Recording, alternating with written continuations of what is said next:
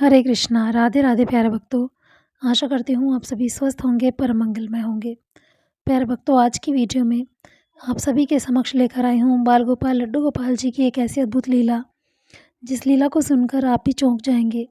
हो सकता है आप में से कुछ लोग यकीन भी ना करें, पर ये एक सत्य घटना है, एक सत्य प्रसंग है, सत्य लीला है, जो एक भक्त के साथ हुई है। उन भक्त का नाम मैं नहीं लेना चाहूँगी, मगर यदि आप मानते हैं कि ठाकुर जी लीला करते हैं तो आपको विश्वास हो जाएगा कि सत्य है। अन्यथा यदि आपको विश्वास नहीं है ठाकुर जी की लीलाओं पर, तो आपको मेरी इस कथा के बाद विश्वास होना या ना होना ये प्रभु की कृपा के ऊपर निर्भर करता है। बट जो भी कुछ हो, खैर, जो मानते हैं, जिनके साथ घटनाएँ होती हैं, लीलाएँ होती हैं, वो बहुत आसानी से प्रभु की हर लीला का विश्वास कर ही लेते हैं और करना भी चाहिए। क्योंकि यदि कोई लीला आपके सामने आ रही है तो कहीं न कहीं प्रभु का कोई ना कोई संकेत आपके लिए उसमें छुपा हुआ होता है।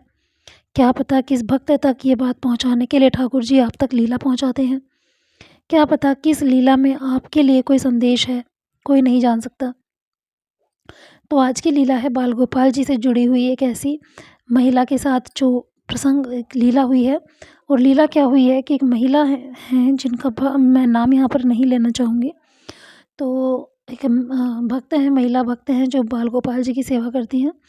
उनके यहाँ पर एक बाल गोपाल जी आए, और बाल गोपाल जी आने के बाद उन्होंने उनकी सेवा वैसे ही शुरू कर दी जैसे वो एक बालक की, अर्थात जैसे घर में सभी लोगों के आम कार्य होते हैं, नियम होते हैं, उसी तरह से ठाकुर जी की वो सेवा करने लगी। सुबह जैसे वो खुद स्नान करके पाते हैं, वैसे ही वो ठाकुर जी को स्नान कराने के पश्चात पवाने लगे। दोपहर में भोजन बनता तो दोपहर में प्रभु की भोजन सेवा करने के बाद जैसे खुद शयन करते वैसे ही ठाकुर जी को भी शयन कराते।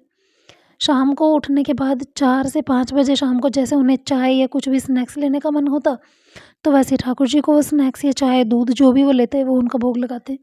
रात्रि में फिर से अर्थात जब वो खुद खाते तो ठाकुर जी को सबसे पहले पवाते, उसके बाद उस प्रसाद को पाते। जब वो स्वयं आराम करते, शयन करते, तो ठाकुर जी को भी शयन कराते। बहुत अच्छे से उनकी दिनचर्या चल रही थी। कुछ दिनों पश्चात उनके घर में एक दूसरे बाल गोपाल और एक राधा रानी जी का श्री विग्रह भी आया। अब सेवा बढ़ गई थी। 3 श्री विग्रहों की सेवा करना एक देखिए बहुत बड़ा काम हो जाता है। यदि बच्चे स्कूल जाते हैं तो ऐसे में सेवा सारी जो होती है वो घर में स्त्री जो सेवा करती है उन्हीं के ऊपर आ जाती है वो सेवा सारी। तो यही हुआ इन महिला भक्त के साथ भी। बच्चे स्कूल जाने लगे, सेवा बढ़ गई। अब सेवा बढ़ने के बाद उन्होंने क्या किया, बाकी सेवाएँ सभी वैसे ही रही, लेकिन जो दोपहर में जो सेवा वो बाल गोपाल जी की कराती थी, शयन सेवा, उसमें वो जब पहले उनके पास अकेले बाल गोपाल थे, तो उन्हें वो शयन करा देती थी बिस्तर पर लिटाकर।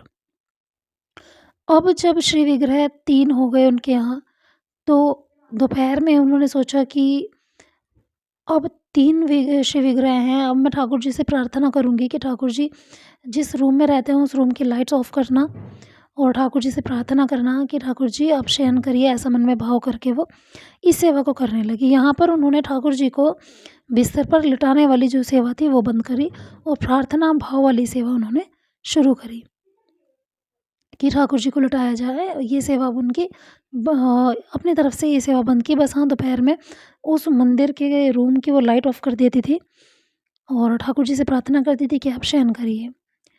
अब ऐसा होता चला गया, कोई फ़र्क नहीं नज़र आया। होते, होते, होते, होते 1 साल हो गई। अब जब 1 साल हो गया और शयन सेवा उनकी इस तरह वाली बंद हुई और भाव वाली शुरू हुई, तो उसमें इस 1 साल के दौरान वो जो महिला भक्त थी, उनकी आँखों में प्रॉब्लम होनी शुरू हो गई थी। प्रॉब्लम ये कि उनकी आँखों में ना तो कोई ताज़गी रहती थी, उन्हें अपनी आँखों में ऐसा फ़ील होता था जैसे उनकी आँखें पत्थर जैसी हो गई हैं। जब वो पलक झपकती थी तो उनकी आँखें उन्हें सॉफ्ट बिल्कुल नहीं लगती थी और पत्थर जैसी आँखें उनकी हो गई, जैसे कोई बहुत दिनों से ना सोया हो। और आँखें बोलते हैं ना, आँखें पथरा गई, नींद ना आने के कारण। तो उन महिला भक्त के साथ ऐसा ही होने लगा। उन्होंने सोचा शायद मेरी नींद पूरी नहीं हो रही है, इस वजह से मेरे साथ ये घटना हो रही है, ऐसा हो रहा है। तो उन्होंने थोड़ा अपना नींद का जो टाइम था वो बढ़ाया, थोड़ा सोना शुरू किया। लेकिन उससे कोई आराम नहीं आया। डॉक्टर्स के पास गई, आँखों के डॉक्टर के पास गई, उन्होंने चेक कराया कि आँखों में कोई प्रॉब्लम तो नहीं है। वहाँ पर आँखों में कोई प्रॉब्लम नहीं थी। लेकिन फिर भी डॉक्टर ने खुश्की के लिए सूखेपन के लिए उन्हें दवाई दे दी, पर दवाई लेने से भी, डालने से भी उन्हें कोई आराम नहीं आ रहा था और उनकी आँखें और ज़्यादा दिन पे दिन पथराती ही चली जा रही थी। तो ऐसा होते-होते 1 साल से ज़्यादा समय बीत गया।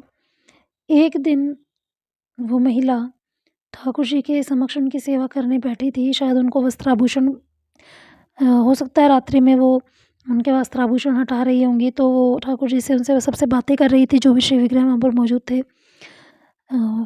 लाडली जी का और ठाकुर जी के जो दोनों विग्रह और थे, उन सभी के पास बैठकर वो शायद बातें कर रही थी।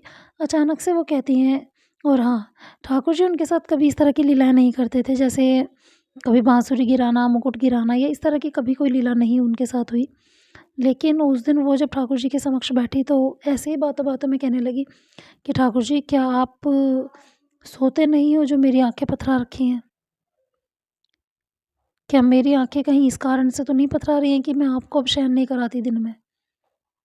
जैसे उस महिला ने ये कहा, वैसे ही उनके जो बाल गोपाल थे उन्होंने अपनी बाँसुरी गिरा दी और उस महिला को विश्वास हो गया कि कहीं न कहीं सिर्फ़ इसी कारण की वजह से उनकी जो आँखें हैं वो पथराई हुई हैं। उन महिला ने अगले दिन से ठाकुर जी को दोपहर की जो शयन सेवा थी फिर से देनी शुरू करी। 1 दिन, 2 दिन, 3 दिन, 4 दिन। जैसे ही 4 से 5 दिन हुए उस महिला की आँखें बिल्कुल नॉर्मल हो गई। अब ना तो उन महिला को आँखों में सूखापन लग रहा था, ना उनकी आँखें पथराई हुई सी लग रही थी। अब उनकी आँखें आरामदायक थी, निद्रा का भी कोई इश्यू नहीं बचा था।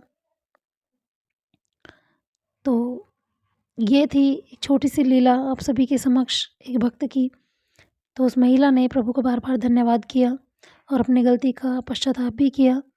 देखिए प्यारे भक्तों, पहली बात तो ये कि श्री विग्रह सेवा हमें उतनी ही लेनी चाहिए जितनी हमसे हो पाए। यदि आप श्री विग्रह सेवा करते हैं, तो जैसे शुरू करते हैं फिर वैसे ही उसको कंटिन्यू रखिए। यदि ज़्यादा सेवा आप नहीं ले सकते हैं, तो जितनी सेवा कर सकते हैं उतनी सेवा कीजिए। पर कोई सेवा करने के बाद उस सेवा को छोड़िए मत। क्योंकि हमारे बाल गोपाल साक्षात जागृत हैं, वे कोई मूर्ति नहीं है। वे हर भाव प्रकट करते हैं अपने चेहरे से। अगर आपके घर में लड्डू गोपाल हैं, तो देखिए बार-बार उन्हें अलग-अलग समय पर अलग-अलग उनके चेहरे के भाव होते हैं। जब हम भाव से जुड़े होते हैं, तो प्रभु के चेहरे के हर भाव को हम पढ़ पाते हैं। कब खुश हैं, कब नाराज़ हैं, कब उदास हैं, कब बहुत प्रसन्न हैं, ये सब उनके चेहरे से झलकता है। तो यदि आप जुड़े हैं, तो विश्वास के साथ जुड़िए। आई होप आपको वीडियो अच्छी लगी होगी। अगर वीडियो अच्छी लगी है, तो लाइक ज़रूर कर दीजिएगा। कमेंट सेक्शन में जय श्री कृष्ण ज़रूर लिखिएगा। मिलते हैं नई वीडियो में एक नई कथा के साथ। तब तक के लिए हरे कृष्ण, राधे राधे।